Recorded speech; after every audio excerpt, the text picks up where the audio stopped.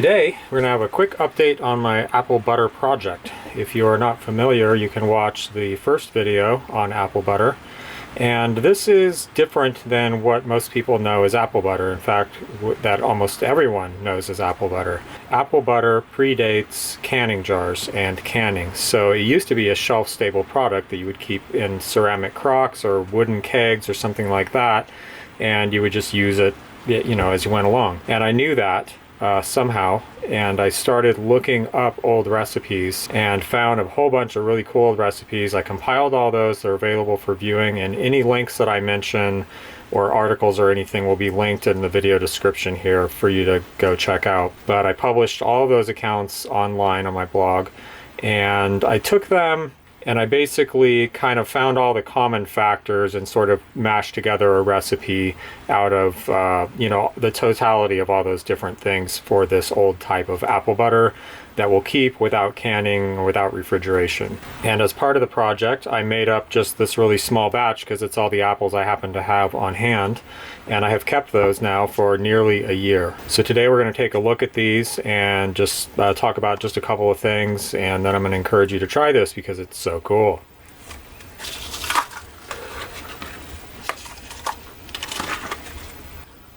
These two have brown paper, just like a piece of paper bag with a string, and a piece of parchment, which is similar to, waxed paper, say.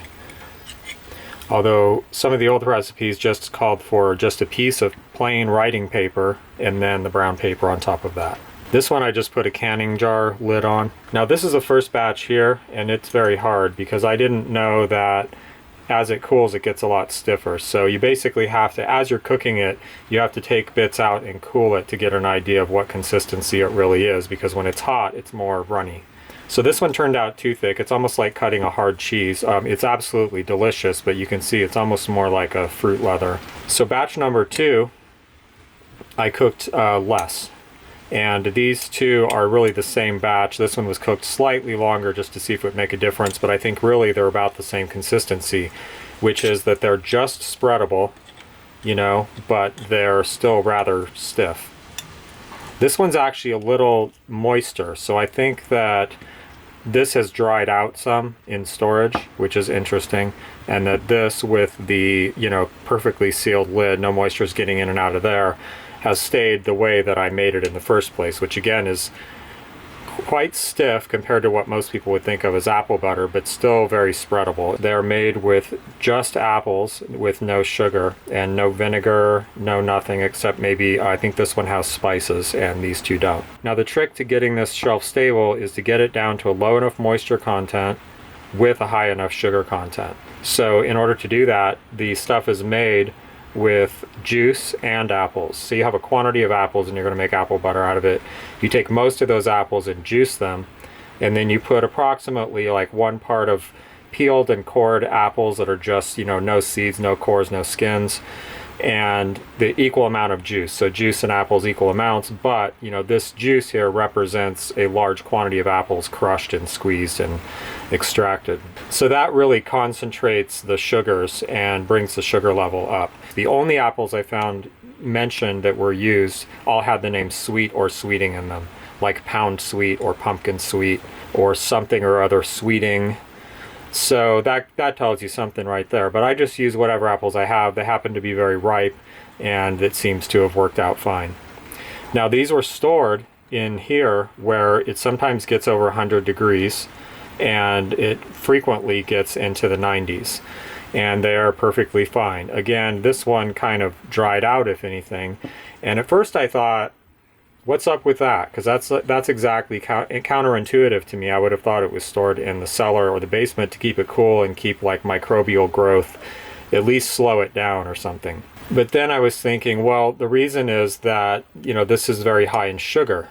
So sugar is hygroscopic, just like salt, and if I leave this out in a damp environment, like it's raining outside, if I set this out for a day, under cover where it's not getting rained on, but just in the damp air, it's going to start gathering moisture, and this is just going to be a sticky mess. So in that sense, it makes sense to put it in the warm, dry place in the house. As long as you have a low enough moisture content and high enough sugar, it's not going to grow anything just because it's hot. And if it's cool but moist, it's going to grow stuff regardless, because that sugar and water content is changing. Now, as I mentioned this in various different places on the internet and got some comments back, I did find out about a few products that are similar.